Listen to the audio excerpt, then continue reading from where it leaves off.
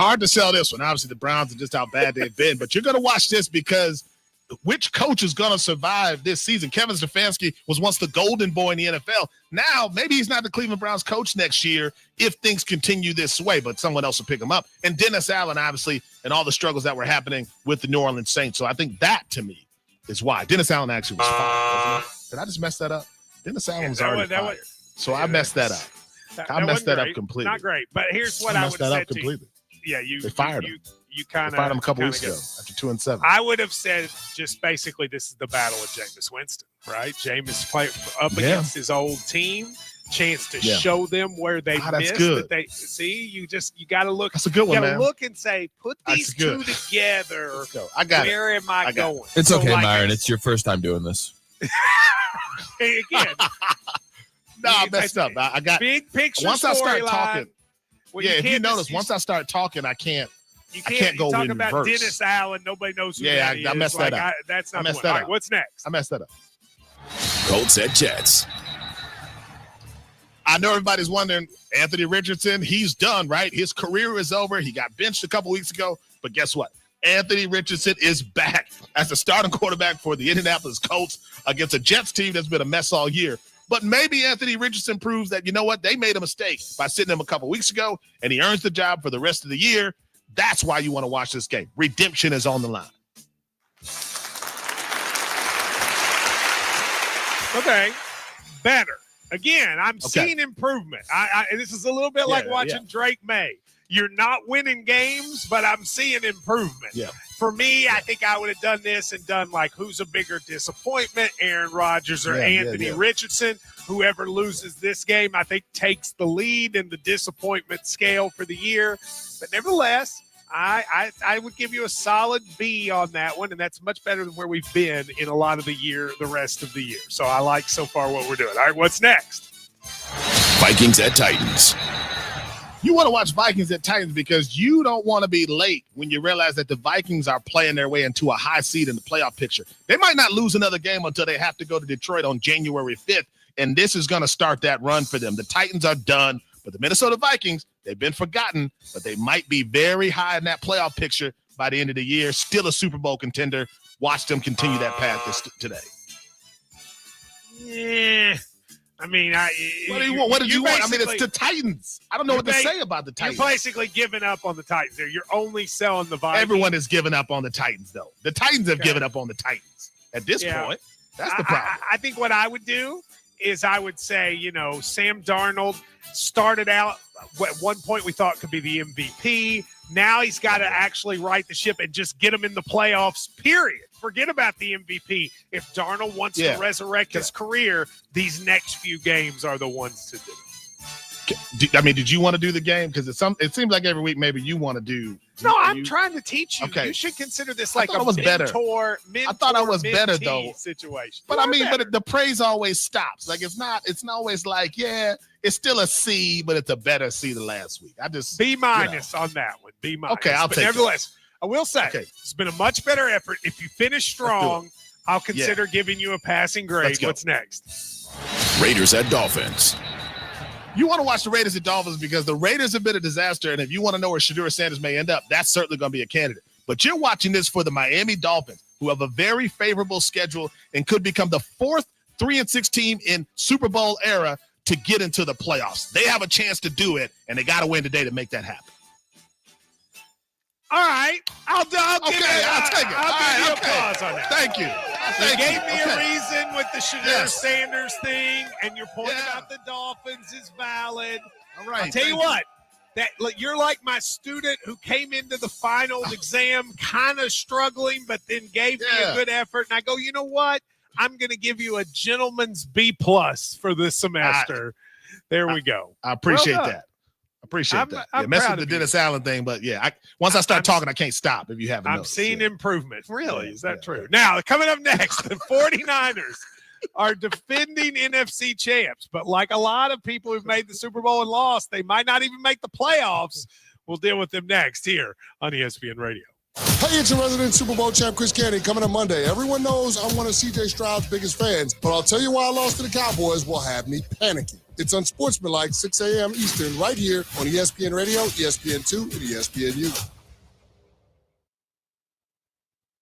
Are you ready to make a difference for the environment while helping the visually impaired at the same time? Then donate your vehicle to Heritage for the Blind today by calling 1-800-983-6530. Every donated vehicle will either be properly recycled in an eco-friendly manner or given a new life through reuse. Donating your vehicle is easy. Simply call 1-800-983-6530 and Heritage for the Blind will do the rest. They'll even arrange for your vehicle to be picked up at no cost to you. And for a limited time, when you donate your car, you'll receive a $200 restaurant voucher and a 2-night, 3-day hotel stay at one of 50 locations. Call 1-800-983-6530 right now to schedule your vehicle donation and make a positive impact on the environment while helping others. Heritage for the Blind, where every car donation counts and every person makes a difference. Call 1-800-983-6530 now. This advertisement is paid for by Heritage for the Blind. In the Army National Guard, soldiers serve part-time and close to home. My community means everything to me. It helped shape me into who I am today and is where I choose to raise my own family. That's why I joined the Army National Guard. I'm proud of where I'm from, and as a soldier, I get to give back to the people that helped me succeed. The education benefits I got from serving helped me get my degree and jumpstart my career. The training and leadership skills I've gained from the Army National Guard help me every day when I teach young people, help my neighbors, and look out for my community. I know that when my neighbors need us the most, my fellow soldiers and I will be ready. My family loves it here, and my part-time service means we get to stay here. Serve part-time in the community you live in as a proud member of the Army National Guard. Talk to your local recruiter or visit nationalguard.com. Sponsored by the Alabama Army National Guard, aired by the Alabama Broadcasters Association and this station. The Drive. You know, both those guys have done a good job in what we've asked them to do, and both of them have developed nicely, and both of them have consistently made plays. Wes and Steve. Their decision-making, their judgment, their ability not to force things and take what the defense gives and distribute the ball with good decision-making, down in, down out, is, you know, probably the only thing that's going to be any different about them because it's not physical ability or talent. So it's intangibles, leadership, decision-making, judgment, and all those types of things. And, you know, both guys have done a good job in that regard as well. Listen to The Drive with Wes Neighbors and Steve Moulton each weekday afternoon starting at 5. We are your home of ESPN Radio, 97.7 The Zone.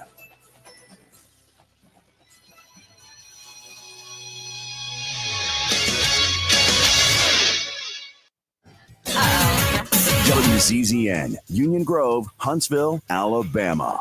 97.7 ESPN, The Zone. Coming up on Football Sunday Countdown, 2 monster games in the Sunday slate while Lamar Jackson has struggled against the Steelers. How different is Pittsburgh offensively with Russell Wilson at quarterback? Plus, what's really on the line today when the Chiefs meet the Bills in Orchard Park? It's all before the Detroit Lions host the Jacksonville Jaguars, and it comes your way next on ESPN Radio. Ball's loose at the 30-yard line. There's a scramble for it. Goes up and gets it to the 20-yard line. He's off and running, hitting the gas. Racing to the end zone. Touchdown.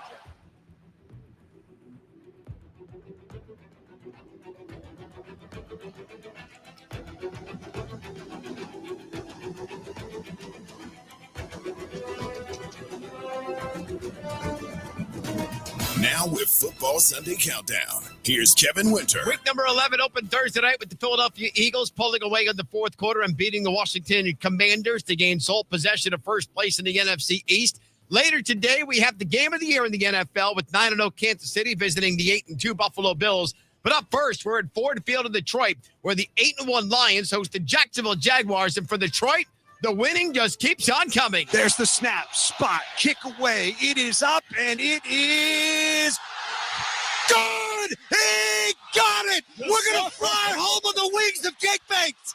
Oh, baby. Good from 58. Good from 52. And that's good enough for a victory for the Detroit Lions. Oh, what a comeback by this team. 7 in a row. Down 16 at the break. They scored all the points in the second half. They are 8-1 on the season. You set the bar, they'll say how high. Dan Miller, 97-1, the ticket with the call last Sunday night. The Lions storm back in Houston to shock the Texans as we welcome you inside our studio and Football Sunday Countdown presented by Progressive Insurance. I'm Kevin Winter. The Football Sunday Countdown pregame show brought to you by Progressive. 97.7 ESPN The Zone.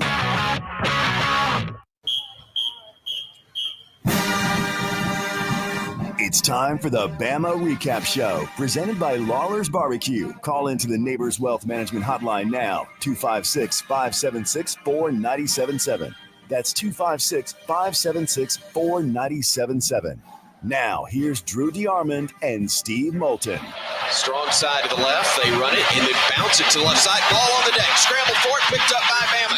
Tide's got it at the 45-yard line. C.J. Miller had it. Lost it. And Damon Payne Jr. picked it up and in stride was able to carry it an additional 5 yards.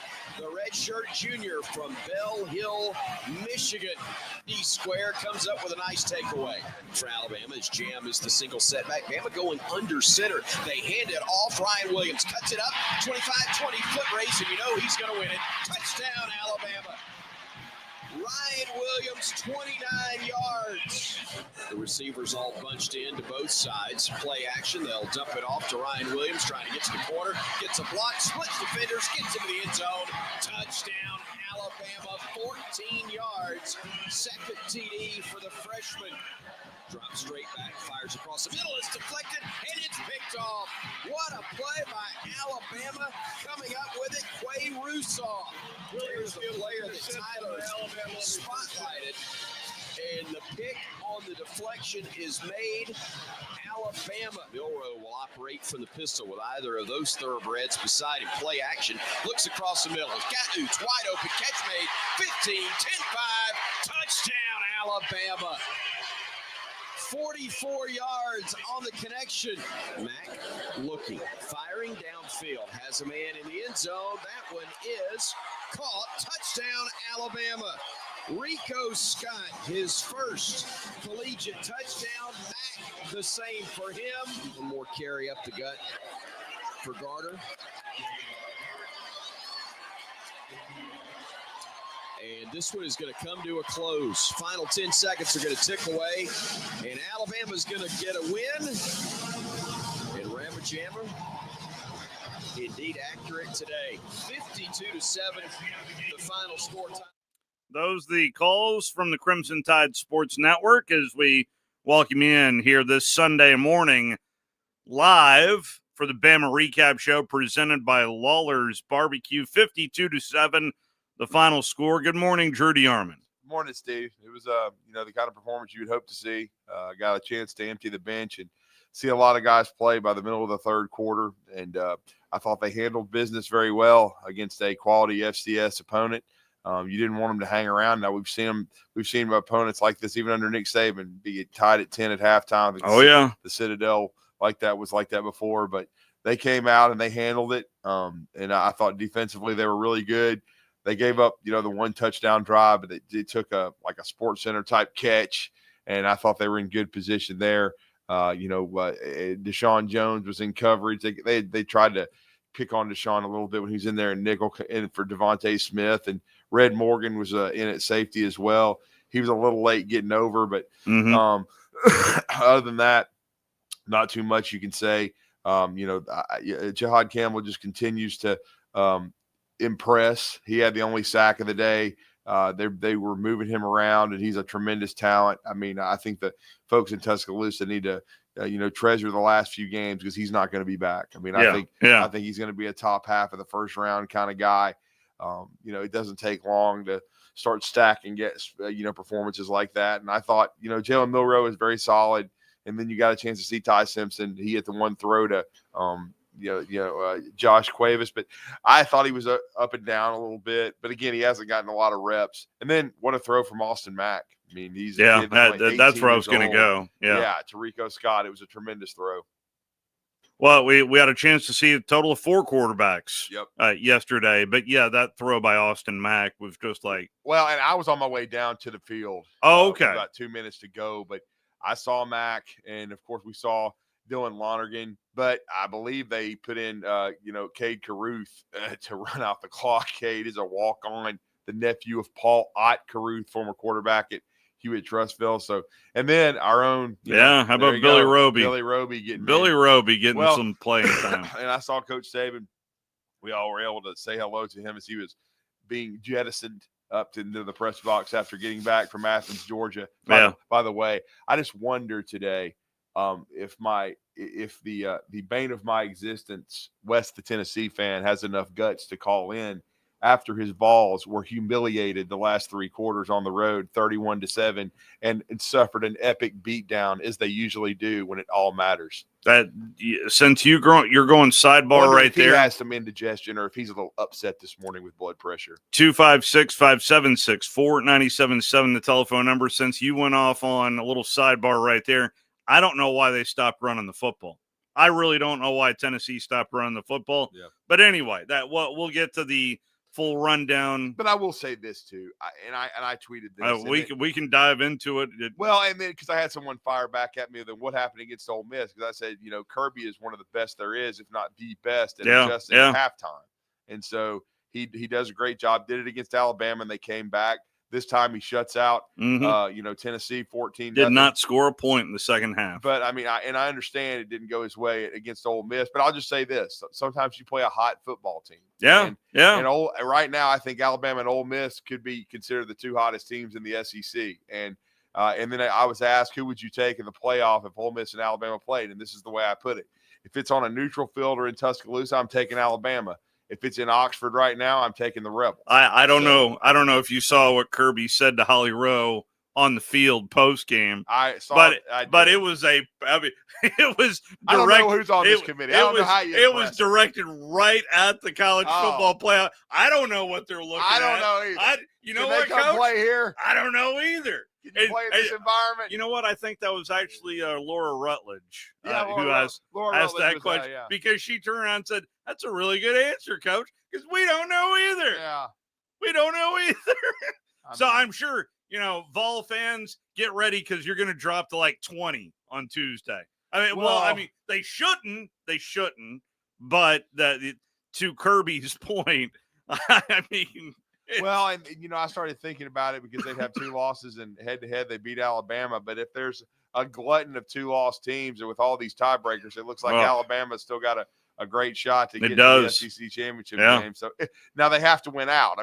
That's true. But like I said, the 3 teams that I was mentioning in my post yesterday on X, Texas, Alabama. They really impressed. And Texas, Alabama, and Ole Miss. They've all 3 got tricky road trips to end the regular season, though, because Alabama's headed to Oklahoma next week.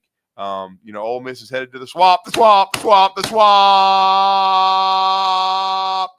And where you can outgain a team and almost have 3 times as many yards and lose by 11. How do you do that? That game mesmerized me. It really did. I was kept looking at it, thinking it looked like one of those pictures that has a picture inside the picture. Yeah. Where you look at it and go, wait a second, what am I watching here? And then all of a sudden the image with the dots in the middle of it start popping forward, and it's chomp, chomp, chomp, chomp, chomp. Well, me and my esteemed colleague, Brett Beard, were driving back from Tuscaloosa trying to listen to the television broadcast of the LSU Florida game. And when Jaden Baugh, broke that 55-yard touchdown run, it was a lot of fun in the car. Now, the only problem was with about under 2 minutes to go, we lost our feed here. And by the time we got it back, the Gators were taking a knee. How about that? Taking a knee. Yeah. I just needed to hear Mick Huber. That's all I needed to hear. But I miss Mick. Yeah. Although Mick had plenty of scripted material. Oh, I know he but it was unbelievable. So it was a huge win for Billy. And let's just say our 2 esteemed colleagues at 104.5 were not taking it very well at the start of the Whiskey and WHINE show. And they kept referring to him as Sunbelt Billy. Well, Sunbelt Billy just beat you by double figures. Yeah, and now from Louisiana. Vandy next.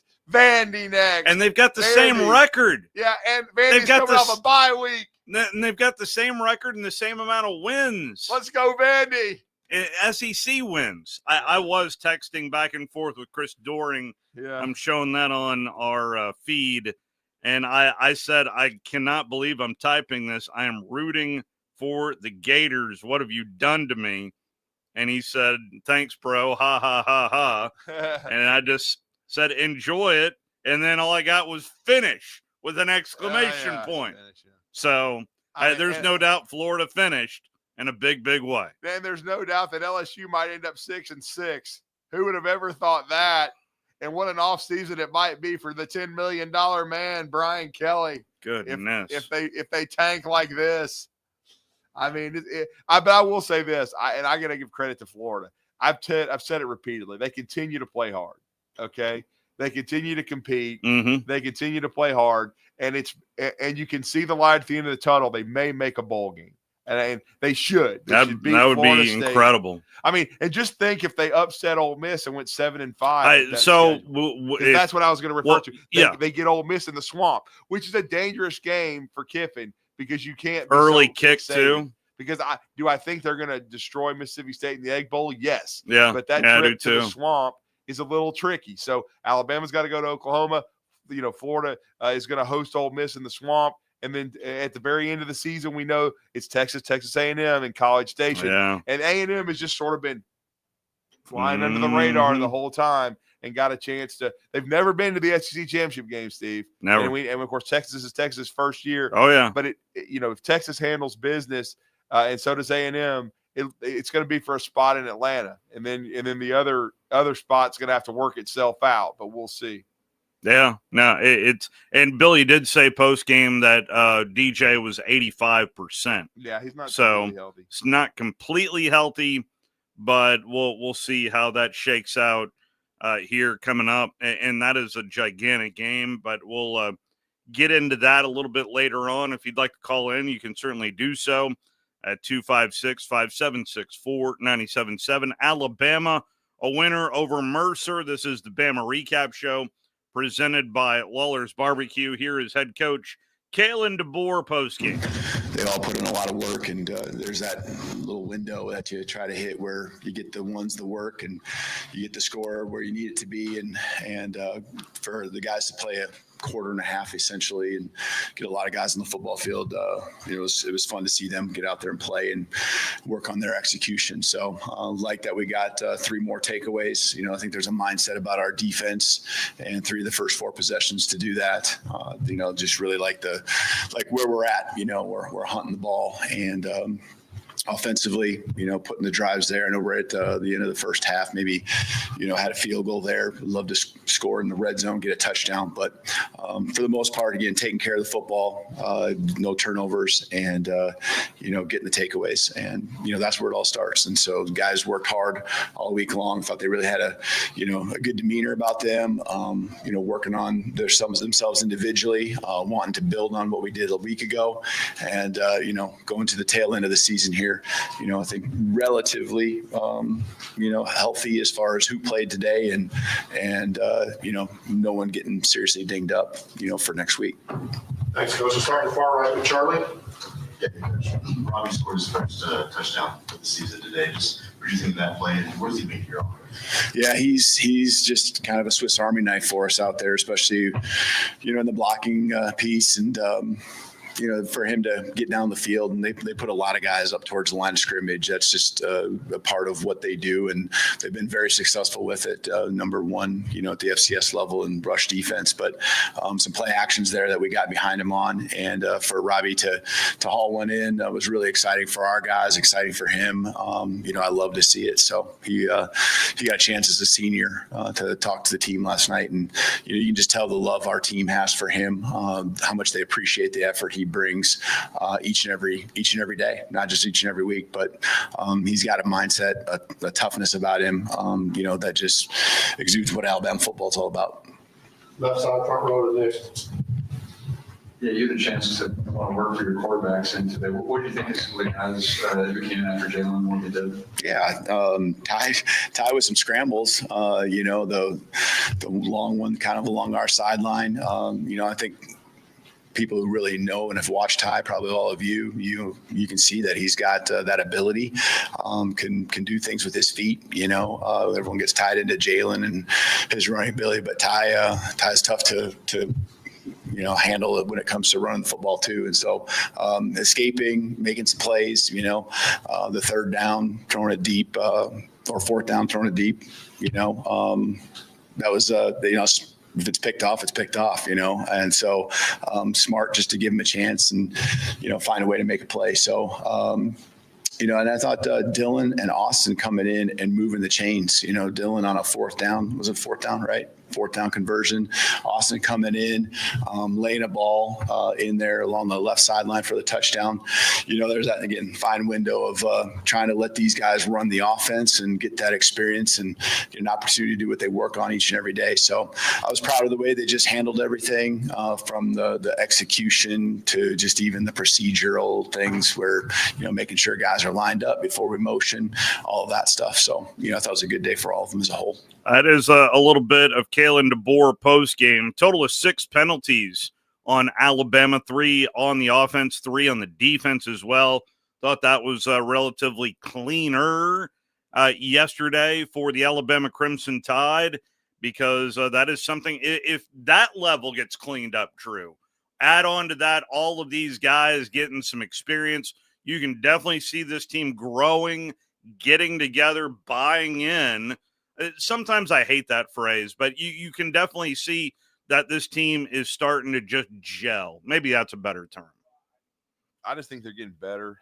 And I thought they stuck to the plan offensively. They continued to use Milroe as a runner. And then get him into a rhythm with some short and intermediate stuff. And the tight ends have been heavily involved. It was great to see Oots get in the end zone, because he's a guy, and I asked him about it after the game and made him available to the media. And he's a guy, he's a dude that everybody loves. He's kind of he's a core fabric guy that kind of sets the tone for everybody else. I mean, he does an outstanding job blocking, does whatever they ask him to do. They nearly hit him for another touchdown. It was one of the few throws Milroe missed, but I thought overall it was a way to stack performances. They used the wide receivers in the run game, which continues to give people things they have to, account for on tape. And I just thought the play of the game, and I asked both guys about it, Ryan Williams and Jeremy Bernard, was the block to spring Ryan Williams on his second touchdown. I mean, he actually blocked 2 guys. I mean, both Jeremy and Kendrick Law do not mind knocking the piss out of somebody on the perimeter. And that's what you like to see. It's contagious. And Ryan said he went right up to him after the game, right after the play, and said, "Man, you're a dog. Great block. I really appreciate you." And because it allowed Ryan to basically be untouched. And I mean, once he got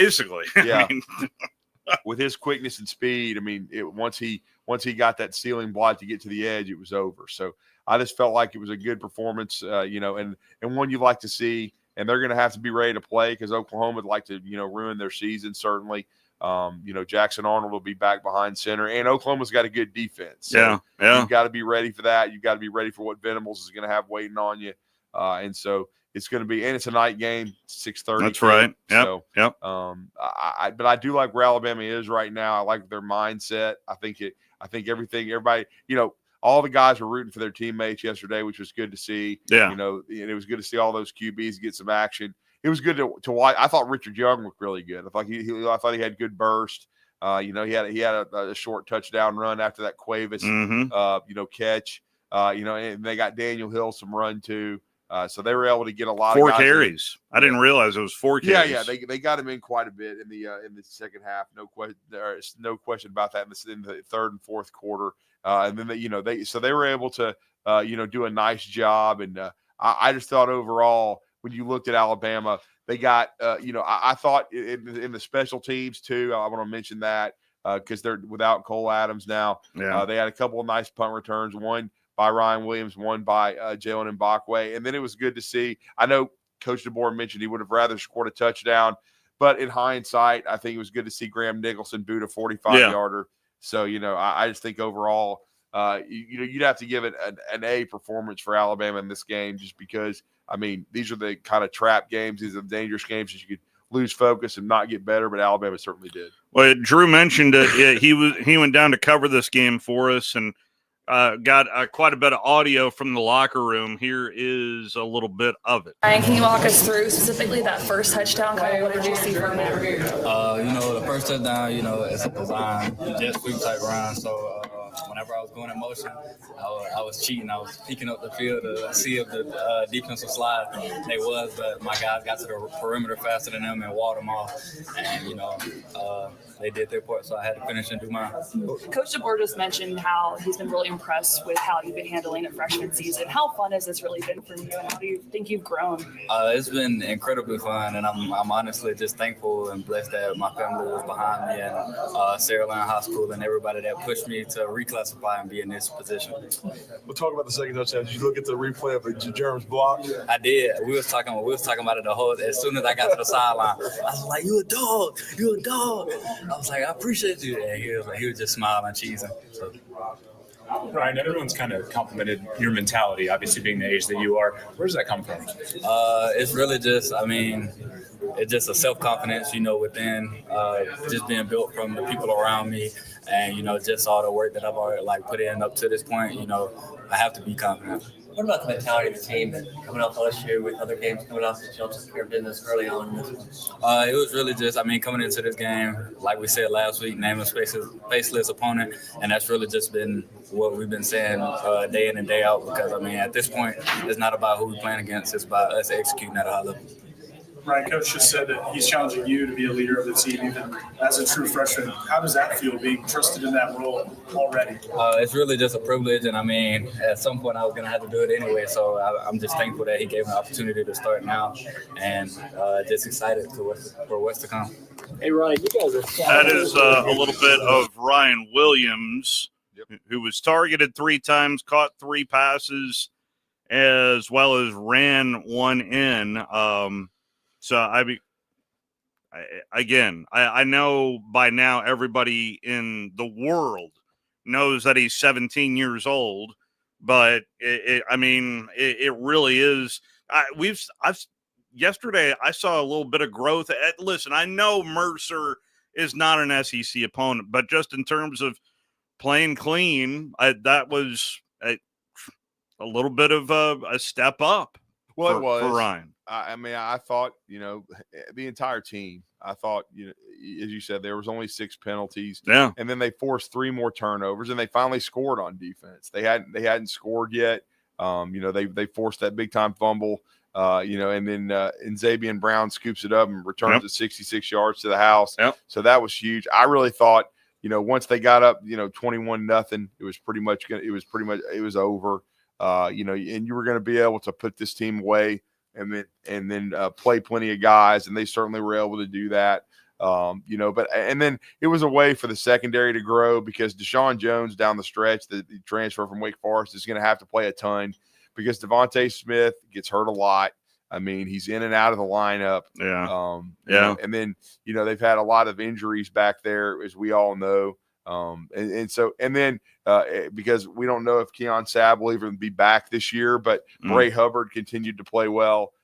That's one of those doors that kind of got open through injury where you find another guy. Yeah. And once you get Sabb healthy, especially going into next year, you should be confident, even with Malachi finally running out of eligibility and signing up for his Social Security, that he'll be going on to professional football, probably in some capacity, whether it be the UFL or the NFL, getting a chance to play, or CFL. Yeah. So he's going to get a chance to play some pro football. And so you've got basically his replacement. In other words, you don't have to look to a portal guy. And then I don't think Alabama should have to, period. They've got a lot of guys that are really good players. Damani Jackson, to me, probably needs another year of starting because you have to flush Lincoln Sharman out of your system when you play for him, and they think defense is a disease. So you need to probably put 2 years of film on. But I will say this too. There's so much knee-jerk stuff going on with coaches. But I think – and then Brian Kelly should be getting some heat because here's the thing. They're getting worse. Yeah. Okay? Yeah. They supposedly have 2 first-round pick tackles. They're giving up 6 sacks to the Gators. Okay? Alabama, to me, is getting better. LSU is getting worse. and they're trending down. They don't look like they're getting better. Florida looks like they're getting better. Arkansas looks like they're getting worse. Yeah. Okay. Yeah. And part of that's injury, but I'm just saying you look around the league. Texas has been pretty consistent. Texas A&M under the radar has been pretty consistent. That's why I've got them both ranked high in my power ratings. Georgia has been up and down. Ole Miss, but Ole Miss is getting better. Yeah. The That's thing why I is, wanted to bring that. Yeah. Go ahead. with Georgia's deal is they're hurt. Yes. I mean, when Yes. Dylan Bell went out, I thought they were screwed. Thank you. I mean, I was like, my guy's out. They're screwed. I mean, who have they got left at running back? I was like, I knew they had Frazier, but hell, he because even Cash Jones is injured. Yeah, but he tried to play a Yeah. few snaps. But I'm like, but I will give Kirby and Bobo a lot of credit for what they did. They took it. I think I'd love to. Kirby seems always like a madman on the headset, but I'd love to just have be a fly on the wall. But he and Bobo, and I'm just saying mid first quarter, they may have been like, okay, we got some tight ends, all right? Mm-hmm. Yeah. And we've watched on tape, they don't cover these SOBs. So Delp's got to do something, and he hadn't done anything all year. No. And then your boy 84, I can't pronounce the name. He made a bunch of plays. And I mean, and so they had 10 catches to the tight end. They just murdered Tennessee with the tight end. Okay. Yeah. So that they were. I can't pronounce his last name. I think it's Yursek. I think Yursek or something. I think. Yeah. I don't know. Yeah. But I was trying, but I mean, I just was like 84. I was like, what's the neighbors? 84. Yeah, he's good. And then Lawson Lucky, you've got tight ends that can play. Okay. So you got to figure it out. It's kind of like if you're a good enough programmer coach, there was even a Humphreys sighting. Yeah, there you go. And he's been a little a little? Yeah. A little. Dropping the ball, but he's Shorty Arm is being kind this morning, ladies and gentlemen. He stepped up in the second half, man. And I thought Beck was good in the second half. So in the second half. Yeah, he was a little rough in the first, but he was good in the second. And Georgia gets a big win. And now, there's just a glut of, 6-2 and 2 lost kind of SEC teams. And we'll see how, if Alabama can finish strong. Now, we haven't really talked about Auburn, but no, it was just a handle business kind of thing. They needed that, though. Auburn needed a game like that. Cam Coleman's really only made one play against a good team. He made a great play against Mizzou. Yeah. But he made some plays yesterday, had a 100-yard game, 3 touchdowns, a one-handed catch. 5 touchdown passes for Peyton Thorne. Pretty good defensive performance. We overall. Also saw Walker White. Yeah, they played Walker White, which means Hank Brown's in the portal. So and probably Holden Gariner too. But then Deuce Knight was on campus, which is a good sign for Auburn. Yep. They'll probably have to look at a portal QB as well, because I'm just telling you, I don't know that Walker White is going to be ready to roll next year. So Hughes probably going to have to go get someone. He may be able to talk Hank Brown into staying. We'll see, because he was recruited, since he was at Liberty. But I just thought, Auburn handled business too. Well, of the games that took place yesterday, since we're bouncing around a little bit, if you watched any part of the South Carolina-Missouri game. Man, we were trying to listen to the end of that one. What an ending to that. Yeah. I mean, now I did look at Brett Beard, and I said I did not have South Carolina being a 9-3 team. I didn't either. I thought they were going to beat Wofford. But I'm just telling you, Dabo, I thought they were going to. I thought they were going to hover around 500 this year. Maybe another 7-5, 6-6. This is another team that is. But as much as I'm sitting here praising South Carolina, I've got to give some kudos to Missouri. Oh, they fought their butts and off. as much as they came back in the fourth quarter, right, took the lead. What a throw by Brady Cook! Oh my goodness gracious, man! I mean. I think South Carolina and Missouri could win the ACC in the Big 12. That's how deep the league is. I'm sorry, America, but I mean, that's 2 good 7-3 teams right there when you're talking about Missouri and South Kakalaki. And under the radar, that was one of the best games of the year in the SEC. 5 lead changes in that game. And give Missouri credit for how they handled the defensive line for South Carolina. Yeah. I honestly thought South Carolina would win the game by like 2 touchdowns. I did too. Even with Brady Cook playing. Yeah. So I got to give Elijah Drinkwitz a lot of credit. Missouri, you're going to have to pony up the jack, brother. That's all I'm saying, because now the Gators ain't doing nothing this year, but they're not making a change. But you better pony up the money. Just like our guy Signetti. We got Signetti tons of money. Yep. What was it, an 8-year contract? 8 years, I think $72 million overall. Good Lord, at Indiana. For Indiana football. I mean, how much money did John Cougar Mellencamp give them this time? Because I know he's one of their biggest boosters. Good Lord. I mean, Jack and Diane, he sang it a bunch. Cue it up. Yeah. Cue it up. Good Lord. Oh, boy. And that just to the first step is admitting you have a problem. And but I will say this. I yeah. usually don't pay attention to Big Ten football because I detest the style of it. Yep. But I have to admit, I want to see this Ohio State Indiana game next week. I do too. In fact, what I was going to tell you is the first step is admitting you have a problem. I watched a little bit of Indiana, South Carolina basketball yesterday. Okay. As Indiana won 87-71. So, yeah. Can of Pringles, they getting some crumbs, man. Rough. Yeah. Anyway, I know it was also I've not gone back and looked at the Alabama-Purdue game. I was a little busy that night. I was too, but I mean, here's the bottom line. Alabama didn't defend well enough. I know people were complaining about the officiating. Looked like it was a slow start for both sides. It in was. That game. I mean, but look, when you allow a team to shoot 50%, and then they shoot 9 of 16 from 3, and they only turn it over 3 times, you're basically allowing them to get comfortable. You didn't do a good enough job defending. Now they did slightly out rebound Purdue. Yeah. But again, you didn't turn them over at all. You didn't get any transition buckets. You're up 6. With about 10 minutes plus and change on the clock, and then you let them go on a 13-0 run, which basically decides the game.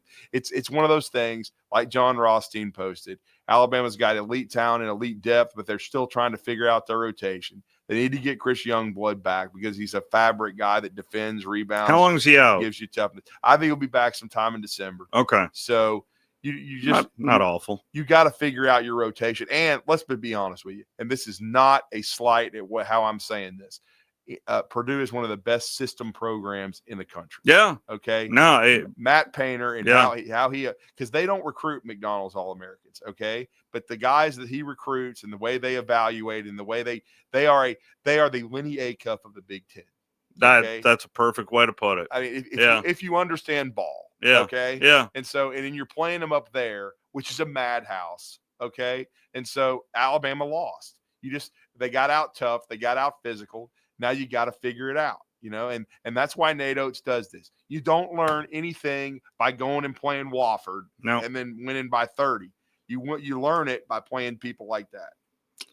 256-576-4977, the telephone number. But forgive us we're a couple of basketball heads. And I know this is a football state, but there are 2 high-level basketball programs in this state at the top right now with Auburn and Alabama, as those matchups will just be fun to watch. And SEC football has been fun to watch this season, although if you're a gambler out there, and I know there's quite a few of you out there, I mean, I hope you've got enough money for the holidays, because I really how people haven't lost their shirts by gambling on SEC football this year. Wow. I mean, I think I follow this fairly closely. Yeah. I think I do. Yeah. But there are some, I mean, you could have told me Arkansas was going to win yesterday by 3 touchdowns. You could have told me Texas was going to win by 2 scores. And I said, okay, all right. I'll buy into both scenarios. But Texas did. Texas was in control of that game. Then all of a sudden it's 13-10. And Texas had to go on a very long, and by the way, that drive for Texas to make it 20-10 was very impressive. Yeah, very impressive. I'm going to be fascinated to watch, that game in Bryan College Station, because I think it's going to be a heck of a matchup. 2 good defenses. Texas defense has been better than I thought it would be. And Ewers has been good, not great. Yeah. And then they've had the injuries at tailback, but as I always say, Sark's going to figure it out. And so they've got a really good team. Right now I have them number 1 in my power rankings. We'll go over those, before the show's over, but I had to put them up there. But to tell you how tight this is in the top of the league, and I'm talking about the top 7. Yeah. I've got A&M 7th, and they could end up number 1. You have A&M 7th. Yes. And I'll go over my rankings in just a little bit before we leave here. But yeah, that shows you how good the league is, Steve. Man. And Missouri is 8th. Think about that. I'm trying to bring up that. Wow, look at this. Jeff Sagarin, who used to work with USA Today, someone that we follow very closely, at least on the drive.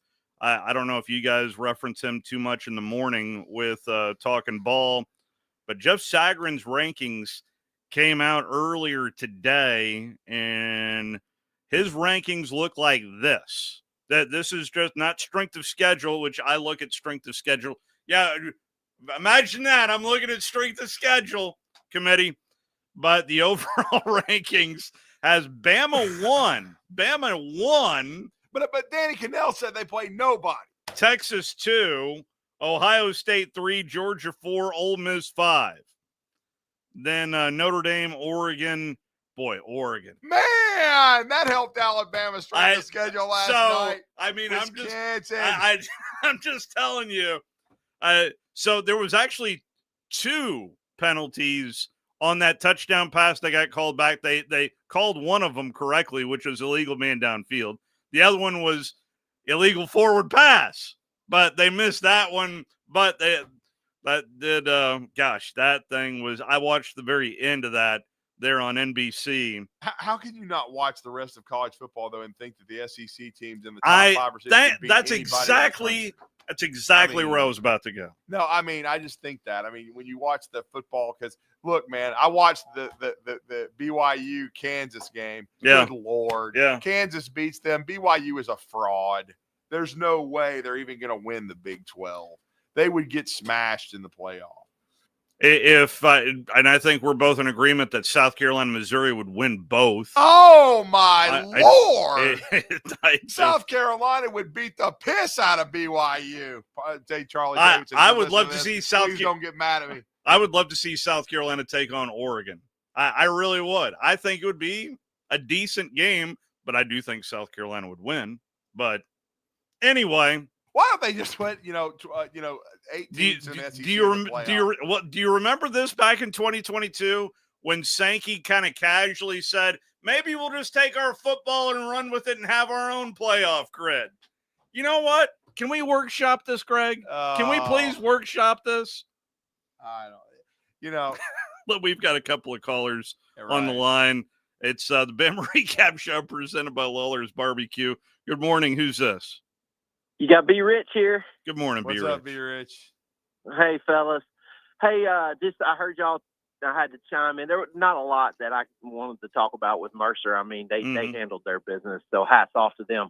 But I did watch every minute of that Alabama-Purdue basketball game Friday night. Did you? Okay. There we go. Watched every minute. I mean, I'll be honest. I was looking forward to that game all week. I mean, that's the first kind of measuring stick game Alabama's been able to have, test themselves. But first takeaway is Mackey Arena. Wow, what an environment that place was. Like, I guess, we don't. That's probably on me for not paying a lot of attention to the Big Ten, and that I knew they had a strong program. Yeah. But my God, that place was rocking, man. Well, even earlier in the week, I did tune into the Purdue-Yale game. I think that was Monday night or Tuesday night. And that thing was hopping, and Yale gave them all they wanted that night as well. I guess when your football team is that terrible, I guess when basketball season rolls around, you got something to be excited about. But, man, Come really back, Joe Tiller. Right. No doubt. Drew Brees, Joe Tiller, bring them all back. Rondale Moore, all of them. But really just wanted to kind of see how Alabama kind of mindset-wise went into that. I mean, it's been talked about a lot. First half, they didn't really shoot the ball well from the outside, but I was really kind of more interested to see Cliff Amore, Aiden Sherrill, Grant Nelson, kind of how I wanted to see how the bigs played. And it was obvious from the tip that Purdue wanted to play physical, and the refs, they wanted to let them play, which is fine. I didn't, there were some questionable calls, but that's any game. But I really wanted to see how they called it, and I was hoping it would lean physical because that's what Alabama needs to work on. So that was my biggest takeaway is that, I thought the bigs played okay. I think Cliff, I know him being at Rutgers, he saw a lot of those Northeast teams and all that last year. I'm assuming Rutgers was in the Big Ten and all that. So he's seen some of those guys, but number 4 for them, I can't even remember his name. He's one of those guys, if he's on your team, you love him. If you're playing against him, you can't stand him. Because I cussed that guy's name up and down the entire game. But it's because he was absolutely manhandling our guys. That dude was a load and a beast to handle down there. So hopefully, I'm not a big believer in a good loss, but they learned some things. I think they'll be better for it. And those are the kind of games that you want to see growth and improvement on. So I'm excited to see them come back out. This stretch they got for the next couple weeks is going to be Illinois coming amazing. up on Wednesday, and then Houston. I'll be down there for that. Then Yeah, Houston coming up out there in Vegas. So that's boy. That Vegas tournament looks tough too. If I'm not mistaken, that's the $1 million NIL tournament. So I think they're getting $1 million check to go play in that, and then I think the winner of that thing gets another 7-figure check. So that'll be pretty impressive. But really good early season game. Really, really excited about watching these guys as they progress and get better and all that kind of stuff. So appreciate y'all taking my call. You guys have a good rest of your week. Look forward to all the shows this week and roll tide. Appreciate the Thank phone you, call. And he's talking about Trey Kaufman-Renn. And I mean, here's the thing. Here's what Purdue is, and this is part of their system program. They develop bigs. Yeah, they do. It Yeah. doesn't even matter that Yeah. know, 80 left. I mean, they develop big men. That's what they do. Yeah. They play old school. They play inside and out, and they surround the big with shooters. Yep. And they handle the basketball. They try. They don't want to turn it over. They want to be efficient in what they do. And they got the game played at the pace they wanted. And then they took care of the basketball, and they beat Alabama. So now Alabama's got the CM Newton Classic Wednesday. I'm hoping to be there. That'll be, in Birmingham at the Legacy Arena, and that'll be a huge challenge. Illinois has had a great team last year. They've got a great program. They play a little faster than Purdue. At least that's the way they want to play. They want to get up and down a little more. Mm-hmm. And so that's going to be a really interesting matchup. Alabama needing to bounce back against Illinois, in this murderous 7-game stretch that they've got.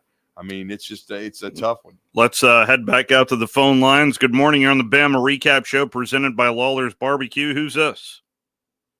Good morning. It's Brandon. Good morning, What's Brandon. up, Man, did y'all check out Alabama's finest at the Mike Tyson, Jake Paul fight, Sydney Thomas? Well, I got sent 1 million pictures of her.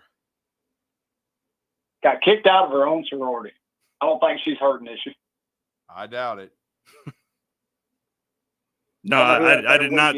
I did not see anything in regards. Although from what I heard and saw on social media as well, there was a lot of buffering involved during that fight. Yeah. So many jokes I could make there. I'm just going to let that go because we're on good radio. We'll keep it good radio. I've got 7 seconds worth of delay right now going on. We'll save that for Monday. God knows we need that every time Jeff calls. But I really enjoyed Paul Tyson getting loose and throwing that ball to Jose Cuervo. I really enjoyed that touchdown pass. That was probably my favorite play of the game. I just enjoyed the tight ends getting out there and making something happen is always good. And did you guys catch any of the UFC action last night? No, I did not see. Even though I did see Bones Jones won very impressively. Saw the with or without the juice. I don't know. Well, that one guy he kicked him so hard it looked like that Marvel movie where old Benedict Cumberbatch's soul comes out of his body for a second and he's looking at it. Yeah, it was over when he kicked him right in the gut. That was the end of that fight. But you know what was really great about that last night? Tell me. John Bones Jones walking out there and told the incoming president, he said, "Here's the belt. You can have it."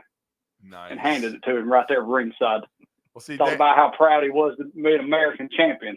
Yeah, well, Dana White is a Republican because he has some sense. So, well, they said that's the largest ticketed event in the history of Madison Square Garden. What went on the other night? Yeah, really? That's real. That's what they're claiming. The largest ticketed event they've ever had there.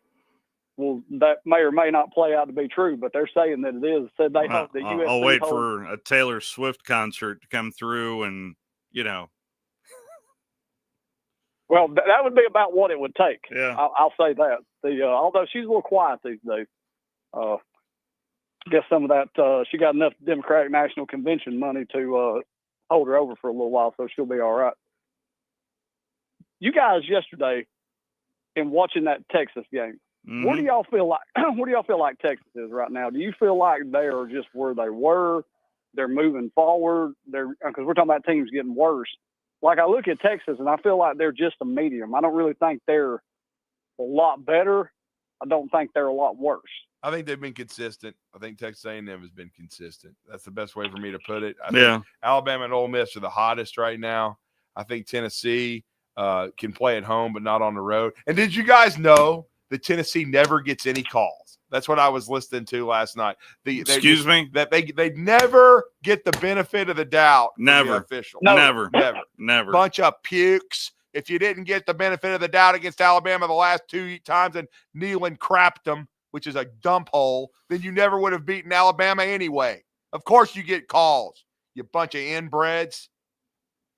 Good grief. You got beat by a better team. And you choked against Arkansas. Well, because that's what Tennessee does. When it matters, they choke. No, I was really surprised they got away from the run game as much as they did. Well, that was Bobby choking. I just that didn't make a whole lot of sense to me. But I don't know if maybe Dylan Sampson's dinged up or something. I don't. He didn't look dinged up when he zipped through the. No, he certainly didn't. The first half.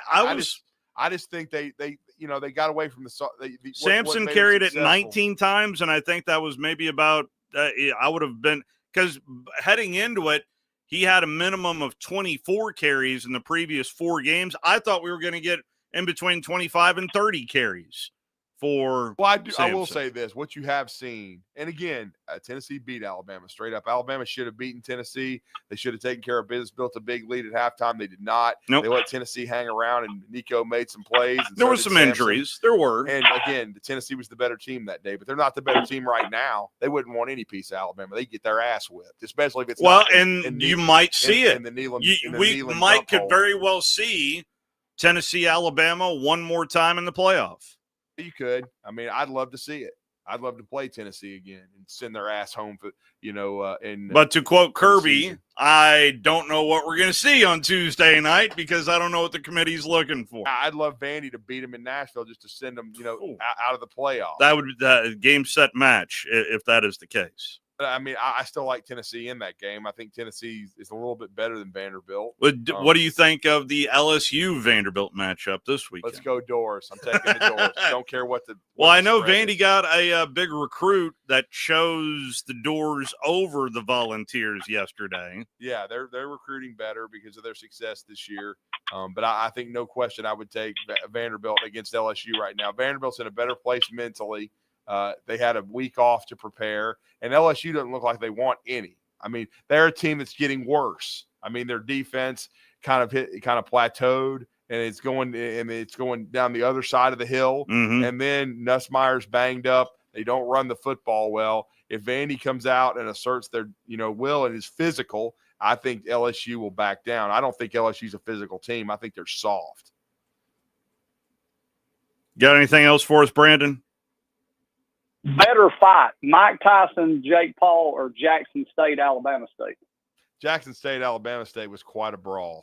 I mean, it was a little bit crazy. I mean, but again, Mike Tyson's 58. I'm done with Mike. I didn't watch any second of that fight. I didn't either. I didn't care. I mean, look, Mike was a great fighter in his day.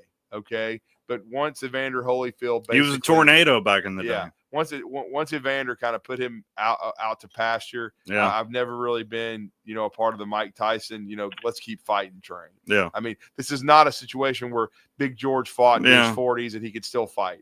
Mike Tyson, this was more, to me, I thought it was more of a publicity stunt than anything else. I didn't understand why Mike did it. Money. He did it for $20 million. Well, that's got to be what it is. He's got to grow some more wacky tobacco.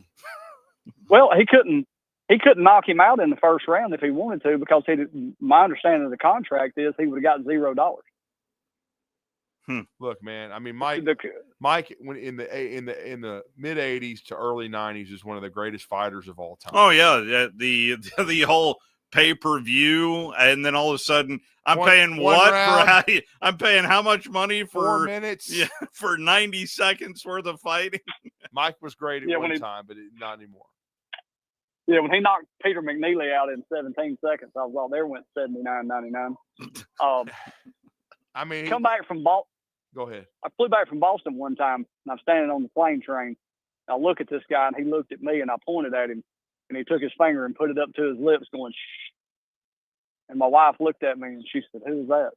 I said, "That's Evander Holyfield and Bill Campbell, the former mayor of Atlanta." Ooh. And when we got off the train, he looked at me. He said, "Man, you have no idea how much I appreciate that." And we turned around and walked off. And she said, "Are you sure that was Evander Holyfield?" I said, "That was Evander Holyfield." And so I met him face to face one time. Yep. And I guess he appreciated me not shouting out who he was on the plane train, because he probably would have never made it off. No. Had the good fortune of I don't know if he still has the house there down by Peachtree City, but it is like a ranch where he's got a full baseball field in his backyard. I mean, it's all fully loaded, obviously, but he's got I think at least 9 children. So yes, it's anyway, he needed a house, I guess, that big. Well, I appreciate Georgia doing the dirty work.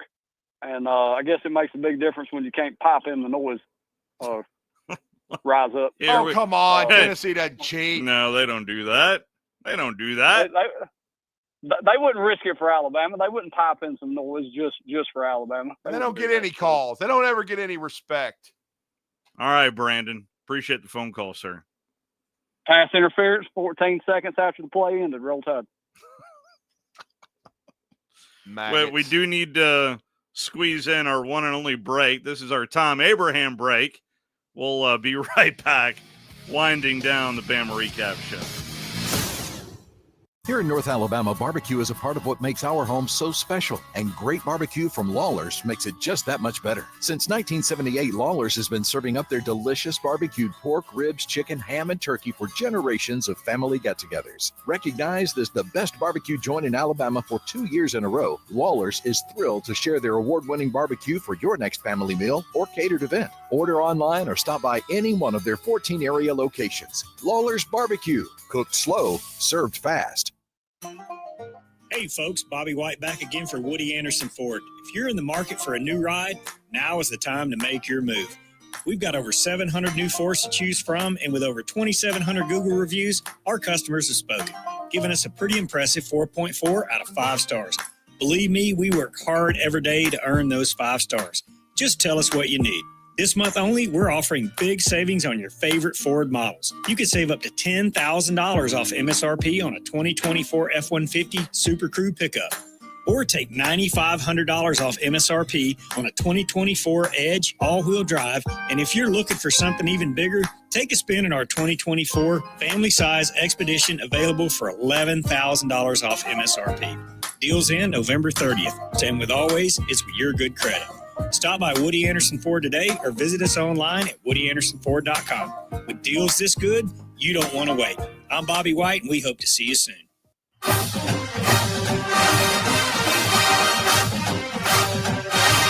Winding down the Bama Recap Show, presented by LawLers Barbecue. Up next, week 13 of the SEC season. Features quite a few conference games, but Alabama at Oklahoma. We have seen this relatively, hasn't been too long, but you got to be, I guess, of a certain age to remember. Was it Franchione Was that Dennis Franchione taking Alabama to Oklahoma back in the day? Yeah, Fraud Phony, yep. Taking on Bob Stoops' squad. And yeah, should have won, but didn't. But Fraud Phony in a nutshell. So overall, I mean, when you take a look at Oklahoma, you think, oh, this is no big deal. They're 5-5, 1-5 in SEC play. Now, talent for talent, there's no doubt that Alabama has more talent than Oklahoma. Scheme-wise, though, I do think that Brent Venables is one of the elite defensive minds in the game. So I think that is something that Bama fans should pay a little closer attention to. Oh, no question. Their defense has kept them in game. Yeah. I mean, it's why they beat Auburn with a late pick six and why they were able to come back. Now, they've struggled at the quarterback spot. Injuries at wide receiver. Offensive line's not been great. Yeah. But again, I mean, it's still a quality opponent. It's still Oklahoma, and Alabama has to, get right and be ready to play. And then Auburn's they're an underdog for the first time at home this year against Texas A&M. So Auburn's coming off a 48-14 win over, UL Monroe and Brian Vincent. But, again, there's a big difference between UL Monroe and what, Mike Elko's. This is not dirt neck. This is not an unfocused team that looks like a disorganized mess. This is a good football team with a mobile quarterback and a good defense, and it's going to be an interesting matchup. Give me your rankings as we close down here. Yeah, I was just looking at those, my rankings. And there was a tough decision there at 2 and 3, but number 1, Texas. Number 2, Alabama. Number 3, Ole Miss. I almost had Ole Miss second. Number 4, the Dogs. Number 5, the Vomits. Number 6, South Carolina. Number 7, Texas A&M. And only because A&M lost to South Carolina head-to-head. Mm-hmm. Otherwise, I would have added A&M up there. But Missouri 8, Vandy 9, Florida up to 10, LSU 11 and dropping fast, 12 Oklahoma, 13 Arkansas, 14 Auburn, 15 Kentucky, and 16 Mississippi State. I just don't put a lot of stock in beating Murray State 48-6. Okay, Murray State's awful. Yeah. So well, even that, I think it was the first touchdown deflected off of a DB to the wide receiver. Yeah. So I mean, I'll just say this though: Florida's getting better and makes that top 10 even stronger. And I'm going to be fascinated to see if they beat LSU. I mean, LSU could be 14, 15, 16 in that range by the end of the season. If they lose to Vandy and then lose to Oklahoma, which is not inconceivable, and just back into a bowl game. I heard the term opt-outs. Wow. I'm just saying. I think T-Bob's opted out. But this is the world we live in. And also something that I'd like to remind everybody is that the early signing period, remember, is December 4th. Right. It is not like around the 20th. So that's just something to keep in the back of your mind. No doubt. That is going to wrap us up here. We will be back here next Sunday morning, breaking down Alabama, Oklahoma, right here on 97.7 ESPN The Zone.